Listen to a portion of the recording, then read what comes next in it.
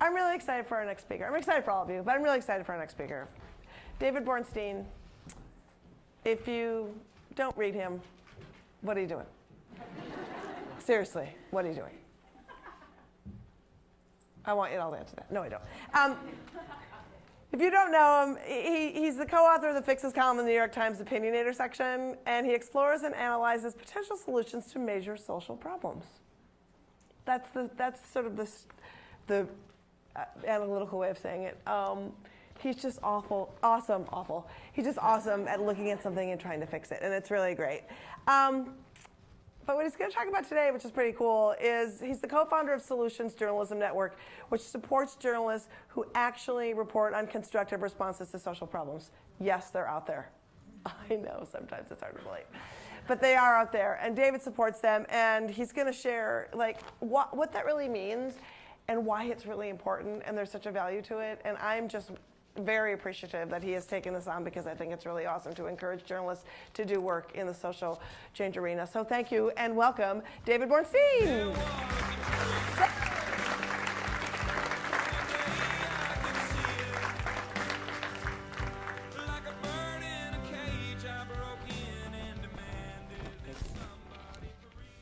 So what's your motive? That's a good way to end. I'd love to talk. I'm very excited to talk about this idea, solutions journalism, this practice, because I think it's a huge opportunity. We're really seeing a framework change now that's beginning to spread in the field of journalism. And my motive, when I've been a journalist now for 25 years, and my motive when I went into it, I used to be a computer programmer, was really to be able to have a job where you learn from people every day, where you get to travel, I love telling stories and hearing stories, but mainly it was really an idea that I could contribute my voice in a way that would help the world get better. And I think most journalists, actually, if you boil it down, remember why you went into this, they would say, I wanted to make the world better. Unfortunately, what happens because of the model in journalism is that they end up contributing very often to a system that provides a lot of information that is kind of like a smoke alarm beeping all the time. And if you ask yourself, if you think of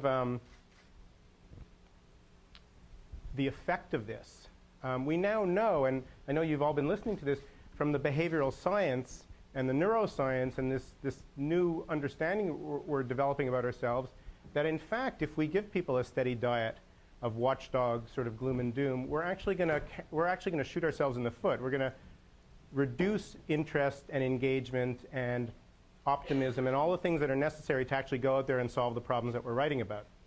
So if you think about it, if you look at journalism, you should actually step back for a second and say, well, how does journalism work? How does it actually work? Does journalism have a theory of change? So if journalism was a giant nonprofit, would you give it a grant?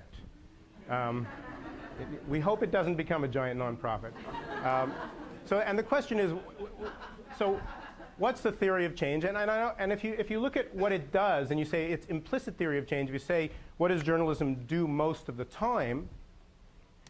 If you say this, then you have to conclude that its theory of change is that something along the lines of society will get better when we show it where it is going wrong. Okay?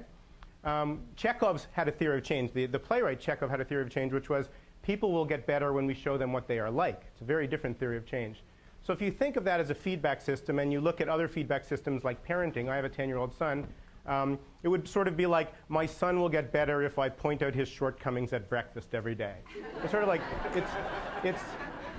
it makes no sense. And if you hold it up to management science and all of the other areas that have studied what journalism really is, which is a feedback system, a kind of feedback system, it doesn't make much sense to provide all of this information about the problems and really not talk about the responses. Not only does it not make sense in terms of the goal of getting people engaged, it doesn't even tell the whole story. It's not even accurate and comprehensive in terms of describing the world. So it fails on its own value system.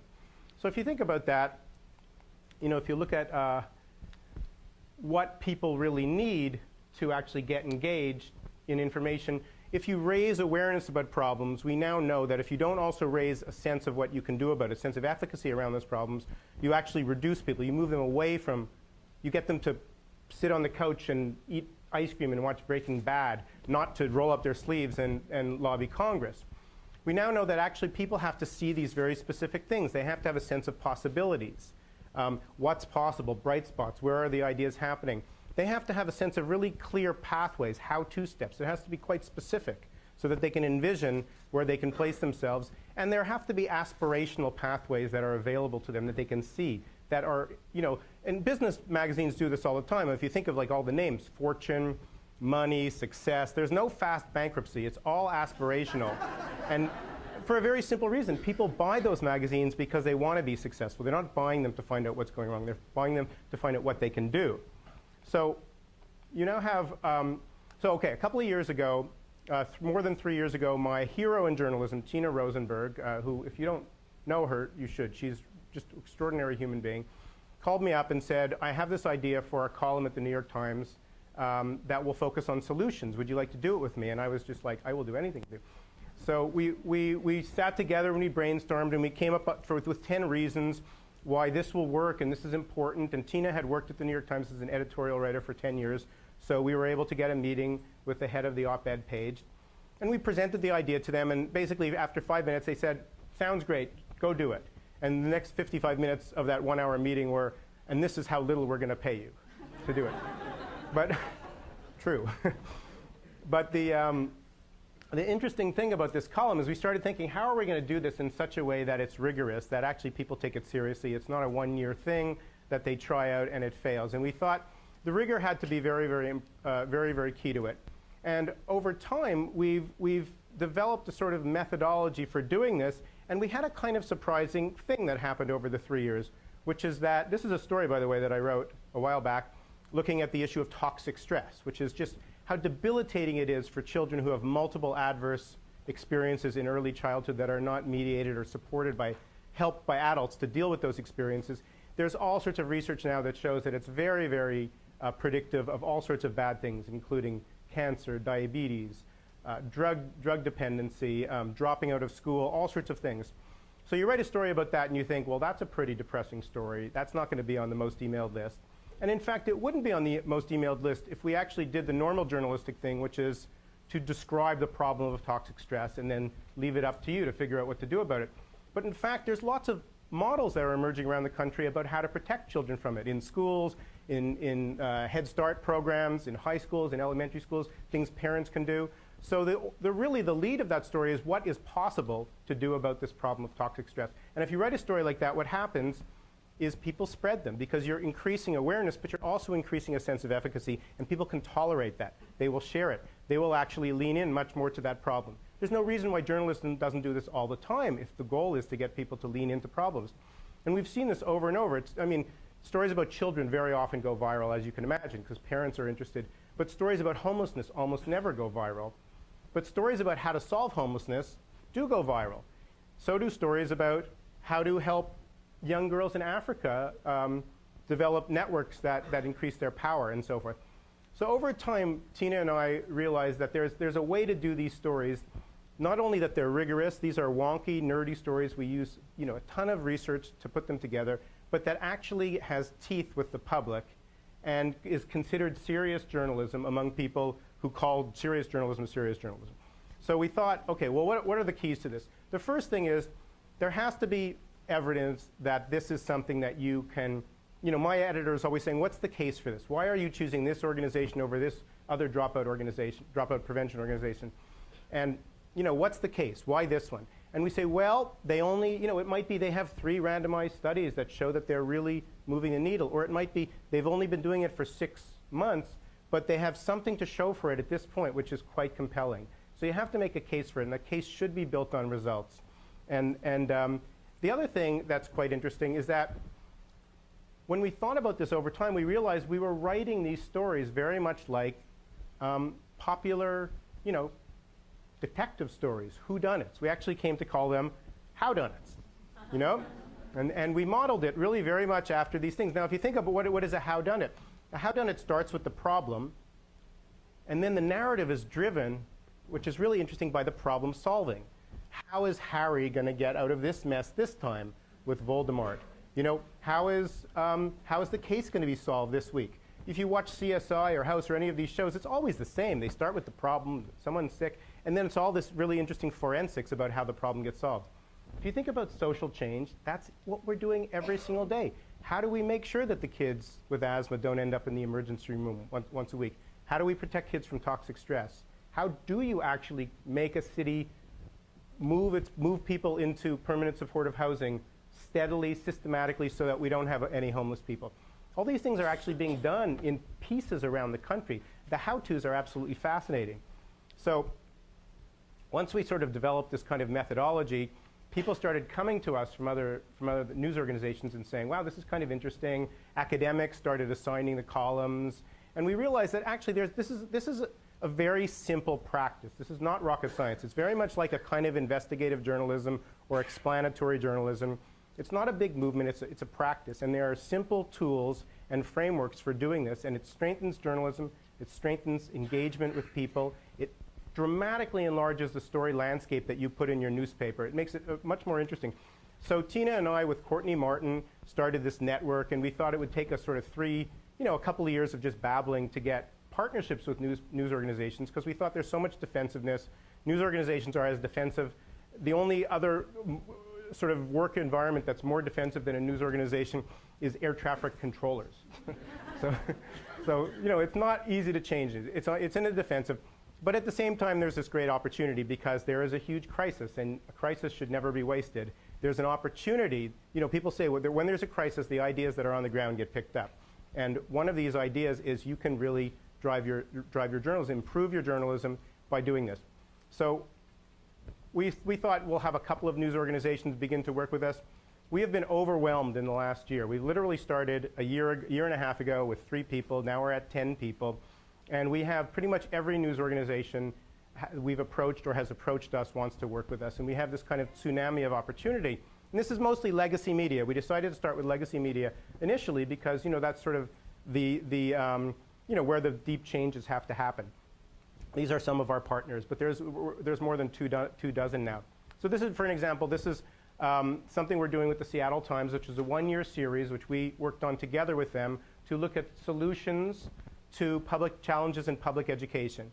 So this was a story written by Claudia Rowe about a school, a very successful turnaround, a 9-month turnaround for a public school in Seattle that had dramatically increased reading and math scores over the course of 9 months. And the story was written very much like a howdone. It was not charismatic principal saves the day. It was, this is how she did it. This is how she reduced the teacher's defensiveness. All of the specifics. So in some ways, it reads much more like a blueprint than a poem. And a blueprint is usable by other people, which is why it gets shared. It's not celebrating a hero. We say that the idea in these stories is the hero, not the sort of the do-gooder kind of person. We hate the word do-gooder. And we never call it good news. Banish that term. So this is, it doesn't have to be done, by huge metro newspapers. This is, Tina, my colleague, did a 1-hour webinar with the Fayetteville Observer, which was very focused on crime. And instead of focusing their series on crime, the focus of the series became how to solve crime. And so this is one of the things that they did. They realized that there's a lot of research that blight and crime go together. So they said, who's dealing well with blight? Well, it turns out Atlanta in the East Lake neighborhood has a really good blight response. Memphis has done some really, really good stuff. They've increased their response to blight complaints by a factor of 4. So they went to these places and they sort of brought back the ideas and they created this 4-part series. And they've done this a number of times now. And it's fighting blight. It's not we have blight. It's a very, very different frame. And the reporter on this has said they've gotten great responses. Claudia Rowe at the Seattle Times said, in 23 years as a journalist, she's never had such an outpouring of response as when she's done these stories. So we started thinking, what is really a way to sort of a methodology to develop these stories? And we looked around and we found that some of our favorite writers and most popular writers do this all the time. Like, for example, take Michael Lewis. What did he do? He wanted to talk about the problem that money, the corrupting influence of money in baseball, the fact that the Yankees have so much money to buy players and other teams don't. So instead of looking at the problem and complaining about it, he went to the one team, the positive deviant, that had figured out how to improve its position even though they didn't have much money. And that became the basis of Moneyball. That's basically a positive deviant. You look at a data set and you would look at this team, the Oakland A's, and you'd say they shouldn't be doing that well. They're outperforming. Interesting, odd, deviant in our statistics. maybe something is happening there. And sure, you go in there and you discover that Billy Beane has figured out a different way of valuing baseball players. And then the whole story, if you read the book or saw the movie, is all about how he did it. How did he convince the scouts? How did they how did they develop their new scoring systems for valuing players? If you read Atul Gawande, his reporting in the New Yorker, he's always identifying a positive deviant and a negative deviant and showing what they do differently. And Paul Tough with How Children Succeed, he did the same thing. He looked at the outliers. And the interesting thing about the positive deviants is they usually, it's like in business. It's like, who's our best salesperson?